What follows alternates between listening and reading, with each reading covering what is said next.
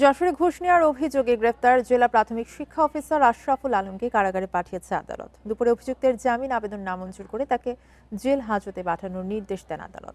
এর আগে তার বিরুদ্ধে দুদকের পক্ষ থেকে মামলা দায়ের করা হয়। বুধবার বিকেলে নিজের কার্যালয় থেকে ঘুষের টাকা সহ আশরাফুল আলমকে আটক করে দুদকের একটি দল। দুদকের সহকারী পরিচালক মোহাম্মদ আলামিন জানান, দীর্ঘদিন ধরে প্রাথমিক শিক্ষা কর্মকর্তা আশরাফুল আলমের বিরুদ্ধে ঘুষ লেনদেনের অভিযোগ রয়েছে।